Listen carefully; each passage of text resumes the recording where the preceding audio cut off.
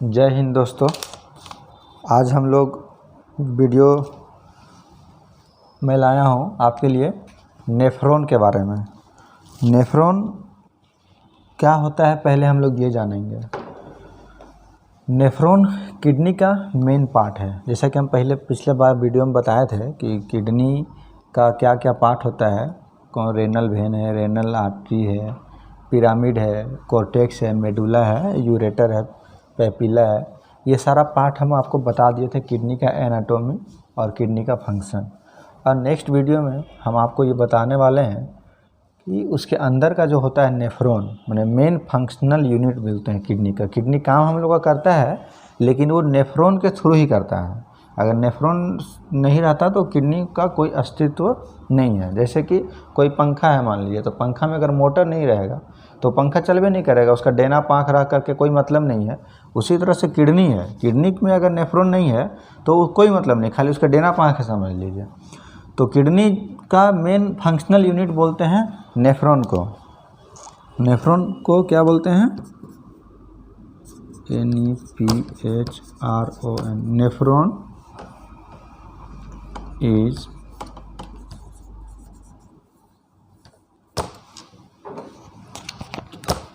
Functional FUNCTIONL functional unit of kidney. Nephron is a functional unit of kidney. ठीक है, तो nephron को बारे में जानने से पहले ये जान गए कि नेफ्रॉन एक यूनिट का फंक्शनल इकाई है जो कि वो है तो काम करता है। इसके बाद नेफ्रॉन का लंबाई कितना होता है, जैसे कि नेफ्रॉन जो है उसका लंबाई भी तो कुछ होगा। तो नेफ्रॉन का लंबाई है 50 mm है। इसका साइज जो है, लंबाई जो है नेफ्रॉन का, ये 50 mm होता है। नेफ्रॉन, ध्यान दीजिएगा, नेफ्रॉन का जो लंबाई है वो 50 mm होता है। और ये माइक्रोस्कोपिक स्ट्रक्चर है, ये आपको आँख से नहीं दिखेगा। हम यहाँ पे इतना बड़ा बना दिए हैं, वो आपको दिख रहा है, लेकिन ये एकदम माइक्रोस्कोपिक स्ट्रक्चर है। इसको माइक्रोस्कोप के सहारे ही देखा जा सकता है। किडनी अगर आप काटिएगा तो हो सकता है किडनी आपको एक मुट्ठा का दिख जाए। आप किडनी को अगर आप बीच से भी काटिएगा तो हो सकता है कि आपको उसके अंदर का ये सब कुछ चीज़ दिख जाए, लेकिन नेफ्रॉन नहीं दिखेगा। वो नेफ्रॉन दिखेगा कैसे? वो माइक्रोस्कोपिक स्ट्रक्चर से ही दिखेगा। ठीक है, लेकिन हम लोग जानने समझने के लिए, जैसा कि बुक में लिखा हुआ है, बुक में बताया गया है, तो उसके हिसाब से ये सारा चीज़ स्ट्रक्चर बना हुआ है और मैं आप लोग को इसके बारे में बताऊँगा। कितना नेफ्रॉन रहता है हम लोग का किडनी में? पिछला बार हम बताए थे एक किडनी में जो है 10 लाख, यानी कि 1 मिलियन, 10 1 2 3 4 5 10 लाख हैं एक किडनी में रहता है। तो दोनों किडनी मिला के कितना हो गया? इंटू 2 हो जाएगा 20 लाख, यानी कि 2 मिलियन नेफ्रॉन्स दोनों किडनी में पाए जाते हैं। ठीक है, 2 मिलियन का मतलब अब नेफ्रॉन, जैसे कि आगे आपको धीरे धीरे समझ में आ जाएगा कि 2 किडनी क्या है। ठीक है, भगवान जी 2 किडनी क्यों बनाए हैं, और किडनी ख़राब होता है तो किडनी की बीमारी एकदम पता नहीं चलता है, लास्ट में पता चलता है। ये सब चीज़ आपको नेफ्रॉन के बारे में जानिएगा तो कुछ आइडिया आपको लग जाएगा।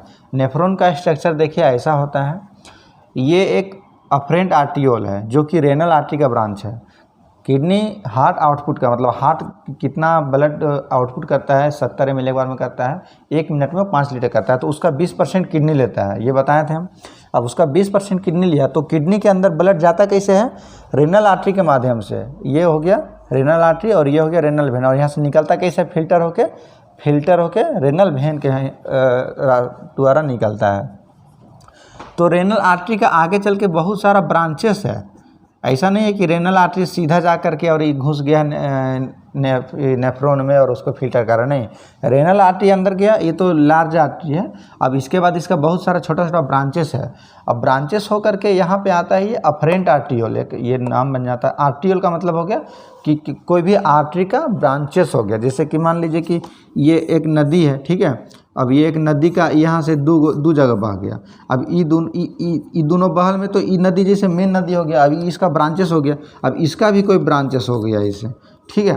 तो नदी जब जैसे कि यहाँ पे जब आर्टरी आ रहा है तो आर्टरी इधर से गया रेनल आर्टरी, और रेनल आर्टरी का यहाँ से 2 ब्रांचेस हो गया, इसका भी ब्रांचेस हो गया, तो हो सकता है इसका भी ब्रांचेस है। तो ये सब का एक अलग नाम है वेन, उसको हम लोग आर्टरी और वेन में पढ़ेंगे कि इसके अंदर का ब्रांचेस का सारा क्या नाम है और कितना ब्रांचेस हो करके गया है। तो अभी हम लोग जानेंगे कि ये आफरेंट आर्टियोल के सहारे नेफ्रॉन का जो ऊपर ये जो छननी टाइप का स्ट्रक्चर देख रहे हैं इसमें आता है।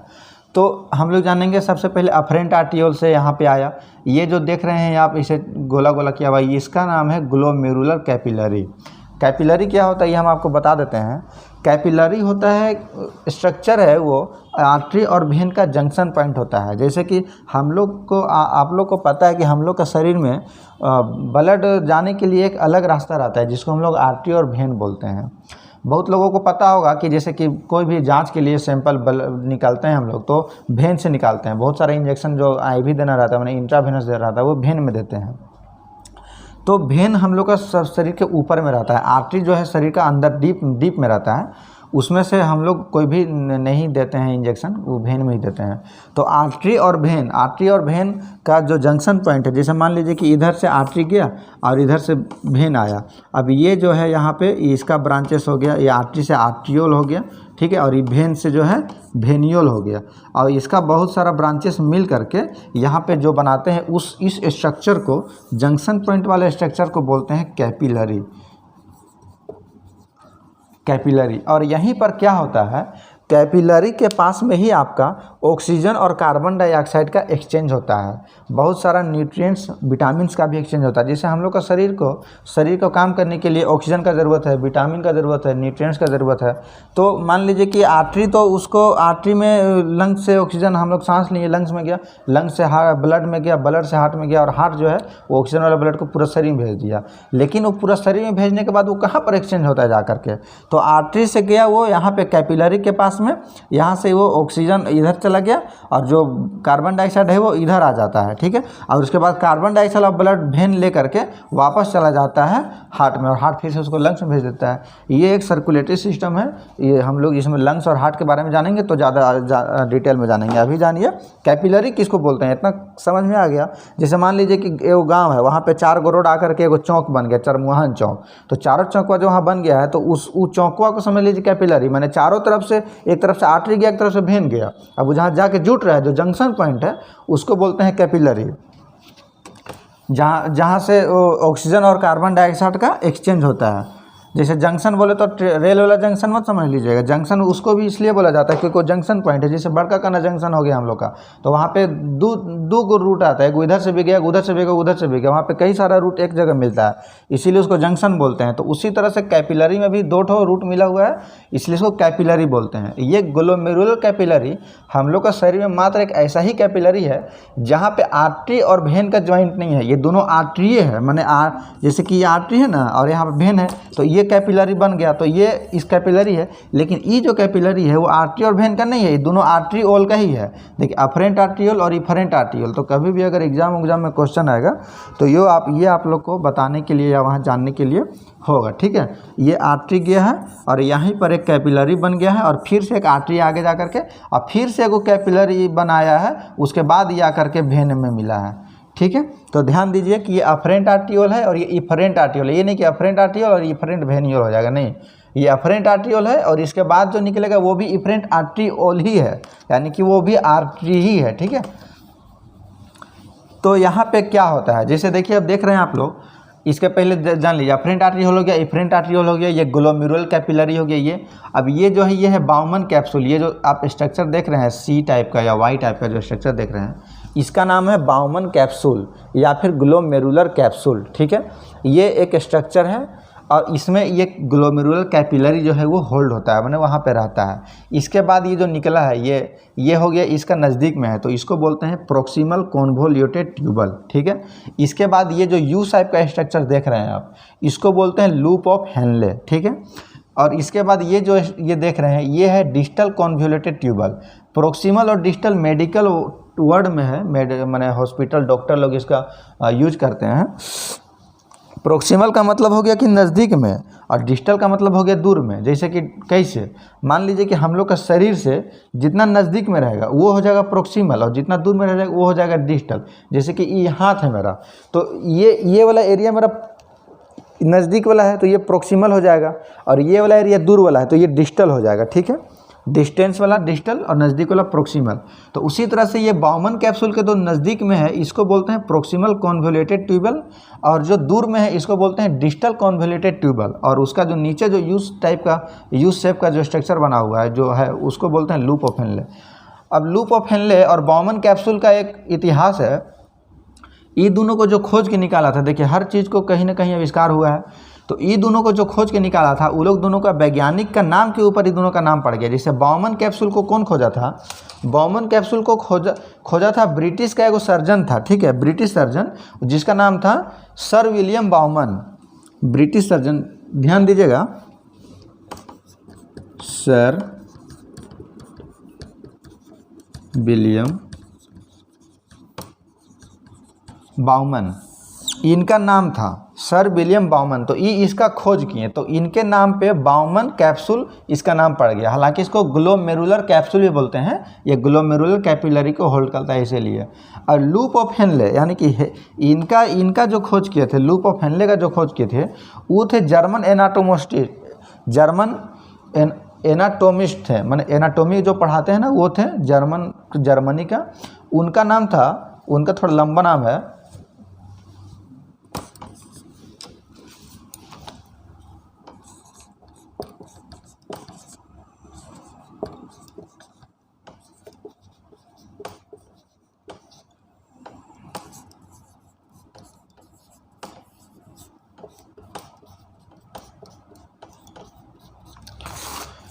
Friedrich Gustav Jacob Henle, Friedrich Gustav Jacob Henle ये नाम है इनका।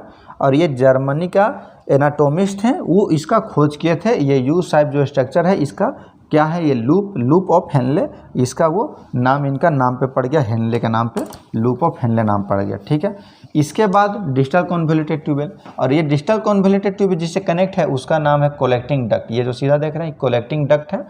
अब कलेक्टिंग डक्ट, अब हम आप लोग को बताए हैं कि यहाँ पे जो पिरामिड दिख रहा है, पेपिला है, इसके बाद माइनर कैलिक्स आ जाता है, माइनर कैलिक्स के बाद मेजर कैलिक्स, मेजर कैलिक्स के बाद पेल्विस में, ये वाला जो एरिया है पेल्विस, और पेल्विस से सीधा यूरेटर होते हुए ब्लाडर में चल जाता है। तो यहीं पे आ गया कलेक्टिंग डक्ट, यहाँ से कलेक्ट किया, कलेक्टिंग डक्ट के बाद जो चला गया माइनर कैलिक्स में, माइनर कैलिक्स से मेजर कैलिक्स, मेजर कैलिक्स से पेल्विस, पेल्विस से यूरेटर, और यूरेटर से ब्लाडर, अब ब्लाडर के बाद यूरेथ्रा में गया, और यूरेथ्रा से बॉडी से बाहर हो गया, वो हो गया यूरिन। ठीक है, तो अब हम लोग यहाँ पे जानते हैं कि ये काम कैसे करता है, नेफ्रॉन काम कैसे करता है। ब्लड इधर से आया और यहाँ से निकल जाता है, तो छनाता कैसे है, यहाँ पे एक प्रेशर क्रिएट होता है। कैसे प्रेशर क्रिएट होता है, ये देख रहे हैं अफरेंट आर्ट्रियोल का जो डायमीटर है, डायमीटर का मतलब ये जो इसका अंदर का जो रास्ता का जो जाने का जो एरिया है, ये थोड़ा सा अब इफरेंट आर्ट्रियोल से बड़ा है, माने कि ये अफरेंट आर्ट्रियोल हो गया, ये अफरेंट आर्ट्रियोल हो गया। अब इसके बाद जो इफरेंट आर्ट्रियोल है वो वाला थोड़ा सा छोटा है। ठीक है, ये इफरेंट आर्ट्रियोल हो गया। तो आप सोचिए कि जब इसमें से इतना मात्रा में ब्लड जाएगा और इसको आगे जा करके जाने का रास्ता नहीं मिलेगा, ये कंजस्टेड हो जाएगा, तो यहाँ पे क्या होगा, यहाँ पे एगो प्रेशर क्रिएट होगा। और यहीं पर क्या किए हैं कि जो कैपिलरी जो बना हुआ है उसमें छोटा छोटा छेदा है, यानी कि छोटा छोटा छिद्र है। तो ब्लड में जो रहता है, मान लीजिए कि ब्लड में क्या रहता है, अब ये देखिए, ये जानिए। ठीक है, ये समझ में आ गया ना कि यहाँ पे छोटा छोटा छिद्र है। अफरेंट आर्ट्रियोल का डायमीटर थोड़ा बड़ा है, इफरेंट आर्ट्रियोल का डायमीटर थोड़ा पतला है। ठीक है, इसके वजह से यहाँ पे एक प्रेशर क्रिएट होता है। ब्लड में हम लोग का क्या क्या रहता है, सारा चीज़ तो हम लोग का ब्लड में ही रहता है। जैसे कि ब्लड का कंपोजिशन हम लोग देखेंगे, ये किडनी वाला मिटा दे, अब इसको मिटा देते हैं।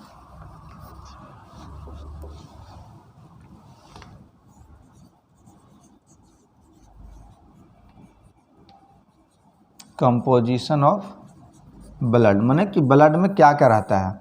तो हम लोग का जो है ब्लड में प्लाज्मा रहता है, आरबीसी रहता है, माने रेड ब्लड सेल। ठीक है, डब्ल्यूबीसी रहता है, वाइट ब्लड सेल, और प्लेटलेट रहता है। Platelet, plasma, RBC, WBC, platelet, ये 4 आइटम रहता है। ये रहता है 55%, ये रहता है 45%, ये रहता है 0.1% और ये रहता है 0.17%।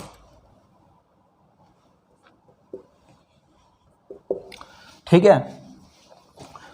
आरबीसी, डब्ल्यूबीसी, प्लेटलेट का क्या क्या काम है, ये सब कितना रहता है, ये सब हम लोग अलग टॉपिक में पढ़ेंगे, ब्लड वाला टॉपिक में। अभी खाली इतना जान लीजिए कि ब्लड में कंपोजिशन ये है।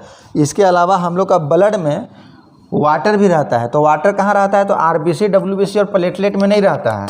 ये प्लाज्मा में जो 55% है, तो प्लाज्मा 55% है। अब इसका प्लाज्मा का अगर कंपोजिशन हम लोग देखेंगे तो उसमें वाटर रहता है 92%, और बाकी बात जो 8% है वो इलेक्ट्रोलाइट सब रहता है। इलेक्ट्रोलाइट्स में क्या क्या रहता है, सोडियम है आपका, जो है सोडियम, पोटेशियम, मैग्नीशियम, कैल्शियम, ये सब सारा जो इलेक्ट्रोलाइट हम लोग का शरीर के लिए जो ज़रूरी है वो सब इसमें रहता है। तो ब्लड, इसका मतलब प्लाज्मा भी ब्लड में है, यानी कि सारा कुछ ब्लड में ही रहता है। ठीक है। अब वेस्ट प्रोडक्ट भी जो है, जो किडनी छानता है, जैसे यूरिया, क्रिएटिनिन, वो भी ब्लड में ही रहता है, तब ना ब्लड का टेस्ट करने से पता चलता है। तो अभी हम लोग क्या है कि यहाँ से अफरेंट आर्टियोल से ब्लड गया और यहाँ से वो निकलने का प्रयास कर रहा है, लेकिन उसको उतना रास्ता नहीं मिला निकलने का जितना बड़ा रास्ता से ये आया था। तो यहाँ पे क्या होगा, एक प्रेशर क्रिएट होगा और यहाँ पे छोटा छोटा छिद्र रहता है, जिसके वजह से वो इतना छोटा छिद्र रहता है कि उसमें से पानी निकल जाएगा, आपका सोडियम निकल जाएगा, माने फिल्ट्रेट हो जाएगा, ब्लड फिल्टर हो जाएगा। तो ब्लड में जितना चीज़ रहेगा वो फिल्टर हो जाएगा। क्या क्या फिल्टर नहीं होगा, आरबीसी नहीं होगा, डब्ल्यूबीसी नहीं होगा, प्लेटलेट नहीं होगा, ये सब बड़ा बड़ा मॉलिक्यूल है, वो सब इसमें से नहीं निकलता है, वो सब पास हो जाएगा। तो जो छोटा मॉलिक्यूल रहेगा, जैसे urea, creatinine, sodium, potassium, glucose, calcium, ये सब सारा यहाँ से निकल जाएगा। तो अब आप बोलिएगा कि जब सारा कुछ फिल्टर हो जाएगा तो शरीर में क्या बचेगा, तो वो सब यूरिन में आ जाएगा, तो शरीर में क्या बचेगा, तो फिर दिक्कत हो जाएगा। नहीं, शरीर में बचेगा, क्यों, क्योंकि ये रीएब्जॉर्ब कर लेता है। ठीक है। यहाँ से निकला और इसको यहाँ ये पीसीटी है, प्रॉक्सिमल कॉन्वोल्यूटेड ट्यूब, इसमें स्ट्रक्चर रहता है विली स्ट्रक्चर, माइक्रो विली बोलते हैं इसको, ऐसा फिंगर लाइक का, बाल लाइक का स्ट्रक्चर इसमें रहता है। तो यहाँ पे ज़्यादा एब्जॉर्प्शन होता है। जिससे मान लीजिए कि हम कितना बताए थे कि किडनी कितना क्षमता है, जैसे ग्लोमेरुलर कैपिलरी है 20 लाख मिला करके 1 मिनट में कितना क्षमता है, 1 मिनट में 125 ml बताए थे ना।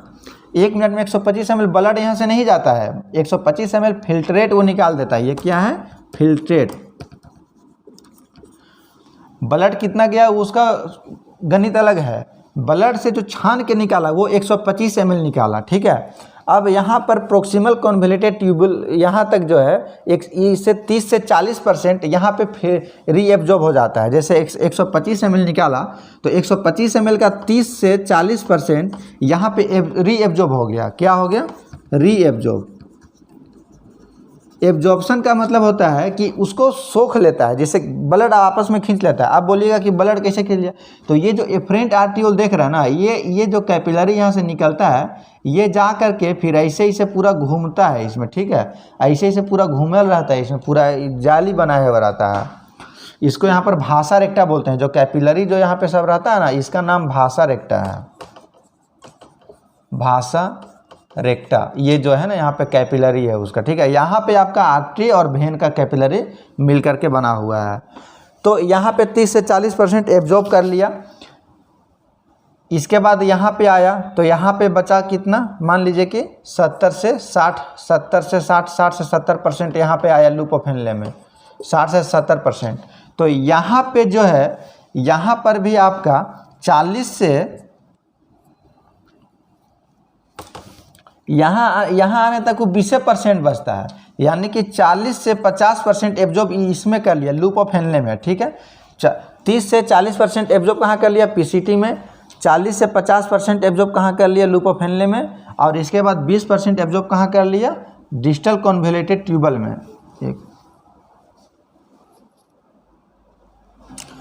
डिस्टल कॉन्वोल्यूटेड ट्यूबल में 20% एब्जॉर्ब कर लिया। इसके बाद यहाँ से सारा कुछ जैसे कि निकला 125 ml फिल्ट्रेट के साथ में सोडियम, पोटेशियम, यूरिया, क्रिएटिनिन। तो यूरिया और क्रिएटिनिन को ज़्यादा नहीं एब्जॉर्ब करता है क्योंकि शरीर जान रहा है कि इसका हमको ज़रूरत नहीं है, इसीलिए उसको वो बाहर कर देता है। तो यहाँ से सोडियम हो गया, पोटेशियम हो गया, जो जो शरीर के लिए ज़रूरी इलेक्ट्रोलाइट है उसको यहाँ से ग्लूकोज हो गया एब्जॉर्ब कर लिया, यहाँ पर भी एब्जॉर्ब कर लिया, यहाँ पर भी एब्जॉर्ब कर लिया। इन सब चीज़ों में वाटर का भी एब्जॉर्प्शन हुआ। अब लास्ट बचा क्लोटिंग डक्ट। तो यहाँ पर ज़्यादातर 70 से 90% वाटर का रीएब्जॉर्प्शन हो जाता है, वाटर का रीएब्जॉर्प्शन हो जाता है। अच्छा, एक वर्ड यहाँ पे है, आप लोग ध्यान दीजिएगा, रीएब्जॉर्ब यहाँ पर बोल रहा है, रीएब्जॉर्ब। तो इसमें री क्यों लगाया है? री का मतलब होता है जैसे कि आप लोग देखे होंगे कि डायल हम लोग करते हैं, कोई वो पहले फ़ोन आता था ना कि डायल, अभी का भी एंड्रॉयड फ़ोन में है, जैसे कि कोई नंबर को हम लोग डायल किए, अब डायल करने के बाद फिर उसको री डायल करते हैं, माने कि दोबारा अगर हम लोग को वही नंबर में लगाना है तो हम लोग उसको री डायल कर देंगे तो सेम नंबर में कॉल चल जाएगा। तो यहाँ पे री एब्जॉर्ब क्यों बोल रहा है? क्योंकि एब्जॉर्ब कहीं पर पहले भी एक जगह हो चुका है। और कहाँ पे हुआ है? स्मॉल इंटेस्टाइन और लार्ज इंटेस्टाइन में। हम लोग जब कोई भी चीज़ खाना खाते हैं, चाहे पानी पीते हैं, तो वो कहाँ जाता है? वो स्टोमक में जाता है, और स्टोमक से वो लार्ज इंटेस्टाइन स्टोमक से वो स्मॉल इंटेस्टाइन में गया, स्मॉल इंटेस्टाइन से लार्ज इंटेस्टाइन में गया। तो वहाँ पे वो पहला एब्जॉर्प्शन हो गया है।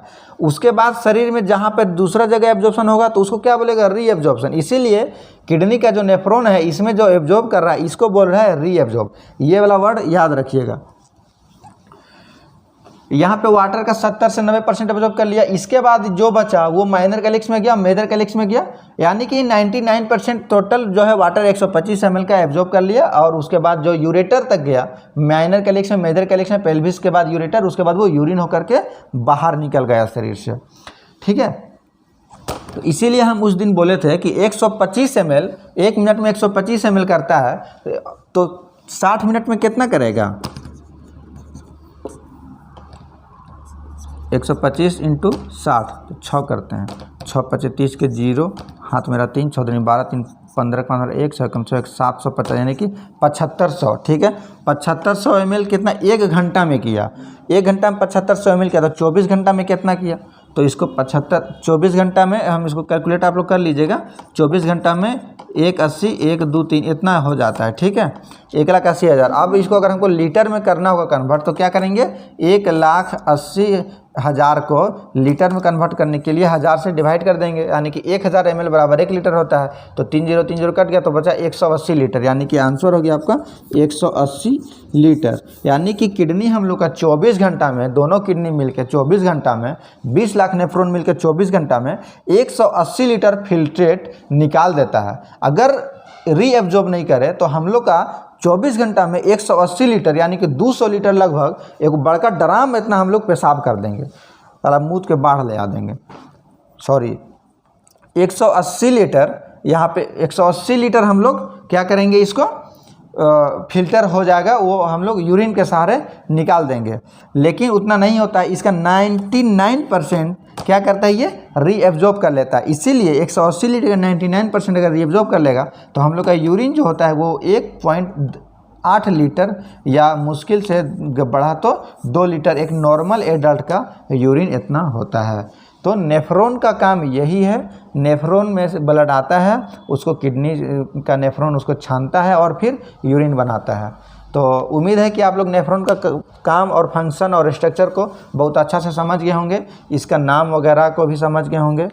जो लोग स्टूडेंट हैं वो लोग के लिए नाम वाम याद रख लीजिए, नोट कर लीजिए, आगे चल के कभी ज़रूरत पड़ेगा। धन्यवाद।